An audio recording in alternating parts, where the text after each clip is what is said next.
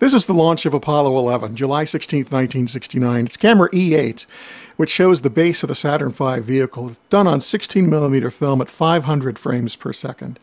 Now, this particular camera was started at 5 seconds prior to liftoff. Now, at this speed, what you're going to see in this full 8 minutes and 22 seconds is about 30 seconds worth of actual time. Here, ignition sequence start is already started, and the kerosene and liquid oxygen is mixing. The F1 engines were started by bursting a hypergolic cartridge, which spun up the turbines to start driving the propellants into the engine. Now you're seeing that liquid oxygen and kerosene mixing and billowing up in the initial stage of starting up those engines. Now, when it reached full thrust and started to get thrust from those 5 engines, 7.5 million pounds, you see how it sucks all the material back down underneath the vehicle. And that was because now all of that material is going at a tremendous speed and being pushed out into the flame trench, and it just sucks all of that material back down. On the right, you see 2 tail service masts. There's a third one on the other side of the vehicle, and around the vehicle you also see 4 hold-down arms. Now, the vehicle sat on those hold-down arms. There was a mechanism inside there that held it onto the launch pad until liftoff. At T-0, those would release after they got the proper signal from the engines that all 5 engines were running properly.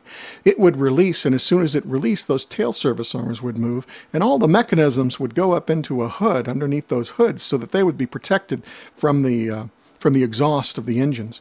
You see ice coming down now off the vehicle. You know that the space shuttle is real concerned about debris coming off the external tank, which is insulated. And the reason for that is the thermal protection system on the space shuttle, which sits on the side, is very delicate and can't be hit by that much. But the Saturn V had no such problem.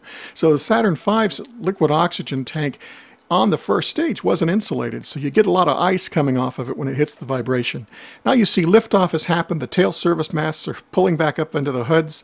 The F1 engines are coming up, and you see that dark band of gas that's coming out of those engines all around. And then you'll see it get to the really bright part. Now that cool gas, it's cooler gas is the reason it's dark. That's coming from the turbine exhaust.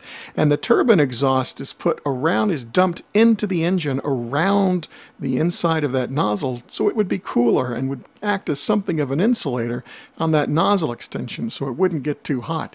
That central gas is what's coming out of the engine injector, where the liquid oxygen and the kerosene's being mixed together, coming out of that injector. Now on the tail service masts and on the hold-down arms, in fact even over here on the left-hand side in the corner of the tower, you see a white material, whitish material that it's painted. That is actually a material that was designed to burn and char. In trying to protect this material so that the launch installation, so that it would get a minimum of damage from a Saturn V launch, they painted these particular tail service masts and hold-down arm covers and the corners of this tower with this ablative kind of paint. And this material was designed to burn and char so that it would burn and the underlying material would be insulated and stay safe. You'll see that happening in just a moment. Now you're seeing that the water deluge system has definitely been activated, and you're seeing a lot of that flash into steam and come up against the quartz mirror that the camera is housed in. Now, remember, I was talking about that white material. It's aflame now as it's getting hit by the engine exhaust, and it was designed to do that. You'll see it's already starting to char. You see the third tail service mast over on the other side. There were 3 total, and you see at least 3 of the 4 hold-down arms. You see the hoods now on the hold-down arms have closed over, so they're protecting that mechanism that held the vehicle down. And you see that all of that material that's in the exhaust is now afire on its own. Now look how instantaneously all of the water that's dumped into this area, and there was a lot of water dumped into this area, is instantly flashing to steam. It's very, very hot there right now. And as that tower over here on the left, you see it's starting to burn as well.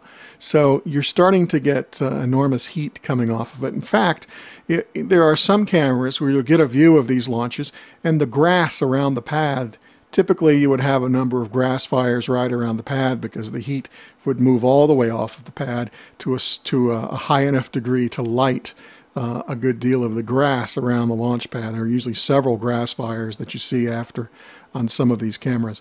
Now you see that white material really burning now, including over here on the tower. You see the water deluge system is full on.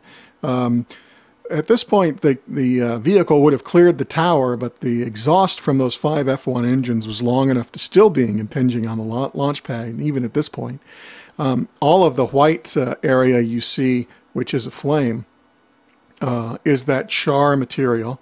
There's an enormous amount of water being poured down into the flame trench and down through the hole, as well as you see some nozzles here on the base of the mobile launcher that are dumping water right onto the mobile launcher. And at this point, there's also water coming from above in order to shield that tower. So there's an awful lot of water coming down onto the pad now. Now you'll start to see a lot of this water and debris, as the vehicle has moved away, start to swirl around, some of it getting on the quartz window of the camera. You're seeing the burning of the insulation material start to go away. And you're also seeing a good deal of the steam coming off that's not being blown away the way it was by the exhaust. And you're getting a better idea of just how much water is being dumped onto this. And still, it's so hot that it's flashing a good bit of it into steam. Now, pretty much all of the char is done. There's no longer impingement going on from the vehicle. The vehicle has moved up away from the tower and has started its trajectory out over the ocean. You still see a good bit of debris occurring.